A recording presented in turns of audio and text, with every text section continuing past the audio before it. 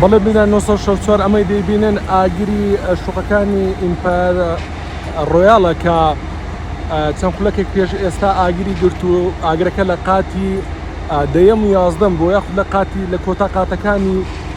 شوقەکە بووە وەکو دەیبینن لە ئێستادا ئاگرەکە کۆنتترۆل کراوە بەوتەی کارمەندانی بەرگری شارستانی لە قۆناغی ساردکردنەوەی ئاگرەکان ئەمەی دەیبینن زیاتر لە 6 تیمی بەرگری شارستانی لێرم بۆ کۆنتترۆلکردنی ئاگرەکە هەروەکو لە دیمەنەکان دیارە تیمەکانی بەرگری شارستانی لە ڕێگەی سۆندە و کرێنەوە